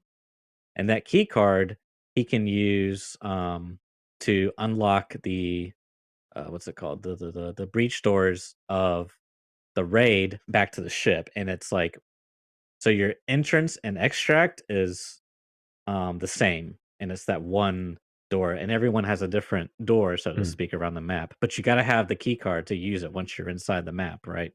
Like the raid, if you will. So, anyways, I ended up just like using my own ship, but like the bodies and everything, they were persistent on my ship. So you can have like these crazy, like you could just get into like a bunch of different space battles and like have all this loot scattered around different ships. I don't know. It's a kind of an interesting twist, but more or less, yes, very, like, Tarkov clone in terms of, like, the raw, game idea, if you will. Yeah. What's the I always think about this. What's kind of like the bottom end mechanic? So say you go in, you die a bunch, you've lost all your stuff, you have a ship, then you have to eject. Like what happens? Like what's the where's the bottom out? Can you just get stuck? How does that function? Because in Tarkov, scav runs really fix that problem, right? And Right. maybe you could do a hatchet run or something, maybe, and find some weapon crates. But for the average player who doesn't know how to navigate around the scavs and find the boxes and get out and da da da, scav runs are really um that sort of safety net at the bottom. Like, how does that function in Marauders? So it's actually really brutal because there is no secure container, which I was kinda surprised by, because there is no scav mode, right? Mm, So it's like, how do you what do you do? Like, honestly, I've had more success, well, yeah, going in naked than bringing in gear because if you just die, you lose everything. And so how they sort of like combat that is your ship, the rust bucket is like the standard ship that everyone gets. And if your ship gets blown up or you lose it or whatever, you get a new one back every time. So that's like right. the bottom end, right? Hmm. If you want to upgrade to these like faster, bigger ships or whatever, and you lose them and they died, and that's you got to build a new one or Mm, whatever. But as far as gear goes, your ship spawns with like 2 items, maybe 3 if you're lucky, and sometimes it'll be like a gun, maybe like 2 pistols, and you only have 1 pistol slot, so you can only use 1 and then, like, put the other pistol in your pocket. I don't know, it's really awkward. Maybe a rig, like a class 4 armor, and maybe some ammo, like, it's super bare minimum gig, wow. but I don't yeah, I don't know, it's an Space interesting scavs. game. Yeah, it feels very, like, gritty in that aspect because when you go in, like, there's been raids where I go in geared, but I can't loot anything. I have to kill something and hope they have a backpack or a rig that I can use to then loot stuff. Like, it's crazy. So it's like, yeah, when you go on these geared runs and it's like you got, like, the level 1 backpack essentially and like some crappy level 6 armor and like a helmet, you're like, yeah, I'm really geared, or maybe like it's just like that's like a really geared run. You know, Mm, most of my raids are like I'm going with like a gun, maybe some armor, and 4 slots that are my pockets. And they're probably and they're usually full because you need like heals, you need ammo, you know? It's yeah, I don't know. It's mm, pretty scrappy. interesting. Yeah. Very interesting. Scavs in space. Got it. Yeah. Yeah, maybe I'll check it out. I don't know. I almost feel I don't know. The burnt out of like trying these games is not the way I Mm, want to describe it, but I feel a lot of the time I just feel like, and this kind of happened with the second cycle, where I played a couple of raids. I think I played 3, and I was like, oh, it doesn't really feel any different. I'm just not sure if I can really be bothered with this. Like, it's fine, but I'm playing solo in cycle super hard too because of the time to kill. So then when Marauders came out, I was just kind of like, people are playing this Tarkov thing and it's pre-alpha, and like, can I really be bothered? I think it was sort of I was a little bit like fatigued by just like Tarkov mhm. clone number 365, you know, and it's like, Yep. can I even be bothered to check it out? It's like, and that's why I just didn't even watch any gameplay or anything, because I was like, if it's really that great, I won't be able to escape from it. And I'll eventually just have it sort of like shoved upon me, and I'll go, okay, fine, I'll check it out. But I've just not really been that incentivized. It does sound interesting. It sounds gritty and kind of cool with the closer range combat, because then I guess a lot of the frustration with Tarkov for new people is you die from all sorts of random places and you don't even know where you're getting shot from when you first start playing. Whereas at least in this, you're close enough that you probably didn't know where they were at least, and you sort of knew what you did wrong, kind of thing. I think that's probably the most brutal part about the beginning of Tarkov, that it takes you 50 hours just to get into the feedback loop of improvement, because until you're at that point, you go in, you take some stuff, and you die to someone that you didn't see, and you don't know where they were, and you're like, how? You're like, how? I remember feeling this myself. Like, I'm not really kind of, maybe I don't know. Is this funny? Like, I'm not really a like go online and go on YouTube like guides kind of person. Like for me myself, maybe that's why I like Ironic. making them. I don't know, but I've never really been I'm much more a like self teach kind of. I know you get like, I actually get some kind of joy out of that anyway. Just like figuring stuff out. I just like that kind of thing. So I didn't really look up anything, and it was just that first 20, 30, 40 hours just like so brutal, because you're thinking, man, I'm just not even getting any better at this. Like, I've been playing for 4 weeks and I've been playing a couple of hours a day, and I'm still not even getting into fights. Like, I'm just dying, and I don't know where from. Like, I have no idea where from. I don't know what I'm doing wrong. Like, and that's the problem with that, is that usually there's some kind of feedback loop that you can say, okay, he was here, I did this, I Mhm. learned for next time. But I do feel that there's a hurdle with Tarkov where you have to get past that certain point at the beginning to start piecing things together, because there's so much to do, so much to learn. You're looking at one thing and then you die, and then it's just like it's just nuts. Whereas at least that maybe is shortcut a little bit because of the close combat gameplay. Because in EFT you can just get shot from all kinds of funky places, and especially with the spawning mechanics. But that's its whole other topic. So yeah, I mean, do you see yourself continuing to play? Like, how long is it open for? Well, that's the thing. The beta is only like for 5 days. Like I think it Oh started wow. on yeah. I'm sorry. It's a closed alpha. Let me Hmm. rephrase that because it is very like there was times where I was looting stuff and items were being stacked into a single cell. So I had like multiple one cell items in a single cell that were just overlapping each other. I'm like, oh yeah, this is great, dude. I'm gonna get so fat full of loot. Can't wait to see what happens when I try to unpack it. But anyways, yeah. So it's only for like a couple days. I think it ends. I don't even know when it ends. It might end today. I have no idea. So Okay. I'm All kind right. of like trying to get in. It's something new, something different. Mm-hmm, mm. Um, Yeah. it's kind of it's funny. I had a very similar feeling when the cycle beta phase 2 came out. It's like I played one game. I was like, nothing's really changed. You know what I mean? It's like, yes, like there's been a lot of like balancing and bug patches, but that's like very detailed stuff. But like on the surface, I Yeah. was like, I don't know. I just really wasn't like feeling it, I guess. I don't know. So Yeah. we'll see. Just something to I thought was a kind of an interesting I always like talking about these Tarkov. I do too. To Um be fair, I do too. yeah, it's just Who have you been watching, Tower? Like, who's been playing it that you've been watching?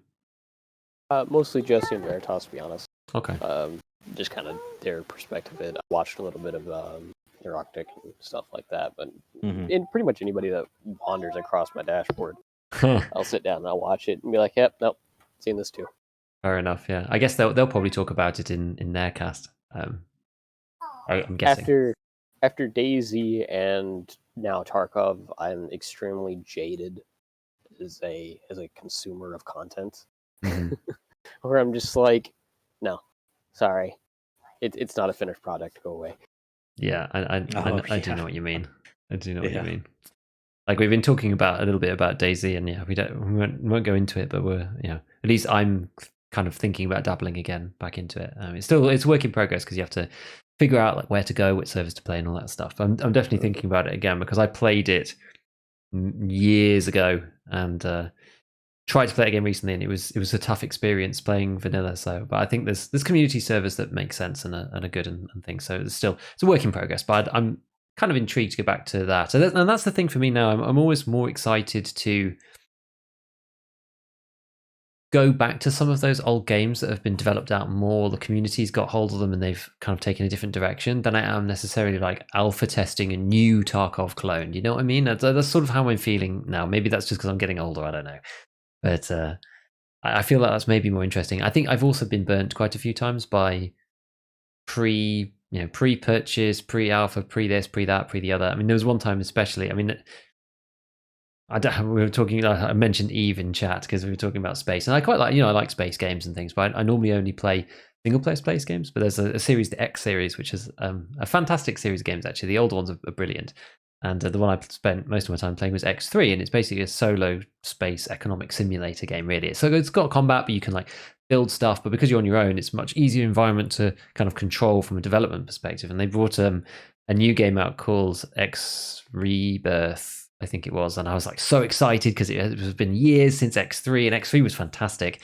Because I love base building. I actually really like base building. Like as an RTS player, like back in the day, like they basically don't exist anymore as a genre. But I love bases. Like there's nothing. It's just something that I love. I love about that. And it's a bit like building the hideout in Tarkov, right? It's like the slow. You feel like you're making progression, and it's something that happens over time. Anyway, this game came out, and I pre-ordered it, and it was like £35 or something, and it was like a complete and utter dog shit. Like it was so bad. The community was really upset, and I was really upset. And I've been waiting for this game for so long. I'm like basically swore off buying anything before. I was just like, I don't even care. Like I can miss a week, 2 weeks, a month, whatever. I'm just going to wait to see what people say because it's just like it upset me so much that I was like, I'm never doing this again. So I feel like that is definitely, made me a bit jaded about these kind of things. I'm like definitely more willing to give up that sort of first look thing for seeing how things go, and it helped me avoid battlefields as well, actually. Yep. So, I don't know. I think it's the way to go these days, especially as produce or developers and the gaming industry goes more towards this model. I think you have to be much more careful, much more savvy as a consumer. I think the barrier to entry for game creation has come down so much, which is great in some ways, but it also means that there's a lot of people out there looking for money for stuff that really isn't finished, and the incentives for producing a completed game are a lot lower than they used to be. When you had to ship a PlayStation 2 game that wasn't connected to the internet and it had to be right when it went out, that was very different now, where you could have these like day zero patches, like stuff's broken and they patch it on the very first day. We've seen so much of it, right? We've seen Cyberpunk and all sorts of other games that get launched and they're broken, and No Man's Sky and things that just have, games that I actually haven't even ended up bothering playing because of the community outcry. And then they say that some of these things are fixed later and now they're great games to play, which is great because then maybe one day I'll go back to some of these games and I'll play it when it's fully finished, and I'll play it when they've changed the business model and it actually makes sense now. Like lots of people have said, play No Man's Sky if you like spacey stuff because now it's really good. Cyberpunk, I never bothered with that, but now that they've patched it a ton, I've not really done much research into it because I don't usually play that many of that type of game, but maybe it's something that, again, I look back into in the future and enjoy it much more than everybody who just cried on day one because it sucked. I just think you have to be a lot more savvy now as a consumer of video games. 7 years. 7 years for Marauders? 7 years. Just flat rule. 7 years, then I'll play it. I think to be fair, though, the expectations for video games have just grown and grown and grown. I mean, you can buy a AAA game for $60 and the graphical leap and the scope. Like I think No Man's Sky is a good example because the scope of what they were trying to do was like kind of insane for the time. Mm, And yeah, they didn't deliver, but at the same time, it's like I don't know. I think that's the nice thing about Tarkov's monetization is that yeah, I don't know. Maybe that's I don't know. They're in some ways Tarkov has lowered my expectations. You know what I mean? Like when I played the Marauders, I basically was like, I've played Tarkov before. You know, I can handle a few bugs. It's weird, but there is I do feel like the video games industry, there's probably gonna be a shift at some point because they can't possibly keep selling these games for 60 bucks and putting in more and more hours. mm, Like the the work these people do is just like kind of insane for I don't know, the compensation. Like it's just like there's kind of an issue there. Like I really think service game that's like what I love about service games is they can keep producing content, keep updating the game, and also throw in, you know, have an art department that does cosmetics or whatever, and then people that maybe 90% of the sales are like 2% of the population that's like or the consumers, that's the whales or whatever, but let them spend the money, and fund whatever, but yeah, I don't know. I like that model more because it's just like it kinda like it does incentivize some like, "Hey, we're doing an update," and it's just like, "Here's a bunch of new things you can spend money on." mm. So there is a bit of that too, but anyways. Yeah, Have you interesting played stuff. Have you played Door Kickers 2 yet, Giga? I have not. I've not played Door Kickers 1. Door Kickers 2 is worth a look. Door Kickers 1's a little dated. Um, but Door Kickers is a over-the-top strategy game shooter.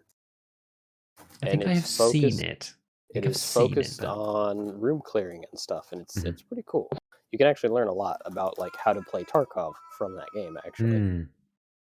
They're like slicing the pie and that kind of thing, like looking around Hmm. doors and that stuff. Yeah, that maybe it was worth a check actually. It would be good. I've seen. I can't remember where I saw it, but I've seen it, and maybe I've just seen pictures or I've seen like a very short clip or something. So I'm broadly aware of its existence, but I've never played. But I'll Good put it game. on the radar. Put it on the radar. It's it's one of those games I play when I'm angry at Tarkov. Yeah, the other one, the other game that I'm actually intrigued to play at some point is Stalker. I've never played Stalker, Ah, because it's so intrinsically linked to kind of the inspiration of Tarkov, and as people say, there's like this is the one you can get which has got kind of like everything in it or something. There's like one that people recommend to play in particular that everyone says is like super good. Stalker Um, Anomaly or Stalker that's Stalker Misery, Anomaly. either That's the one. one that people talk about. That I've heard people talk about a lot. So I would like to play that at some point because yeah, it seems sort of like the of all the games that is the most inspirational for Tarkov. I think because setting wise, right, Stalker's probably it, from what I've been told. So that would be good. That one's also on the bucket list of things to do. Stalker is the reason why I'm constantly like irritated at Tarkov's gameplay loop. To be honest, it's like, and I think that's the case with a lot of older veteran players as well. Is like I go in expecting Stalker Mm. because the vibe and the aesthetic, and I come out with Call of Duty Light. It's Mhm. like no. Well, at least something like that exists, so maybe they'll end up getting closer to that as time goes on. I don't know. There's something to aspire to at least. Indeed. Well, thanks Tara for coming on today on the show. Yeah, I'm glad you all had me. Sorry I wasn't too terribly interesting. My babysitter got delayed, so background noise. It's Oh, fine. yeah. You were super interesting. It's been good to have you on. Yeah, if we want to speak to you about some of this stuff, I mean, this is the thing. There's endless topics. There's even more. So we'll have to do it again at some point because yeah, it's always good getting someone's view from a slightly different angle. Different slice Mhm. onto EFT, rather than just like all of us gamers. You get a bit of a different viewpoint, which is always interesting, and someone who maybe appreciates some of the the details about what BSG are actually trying to do and like why they might be trying to do these things. So no, it is fascinating. Yeah, so thank you for making the time and coming on with us. It's been good. It's been good. I appreciate you having me. Like I said, yeah, yell at me if you need anything. Cool. And with that, we'll catch you guys next week. Catch you later.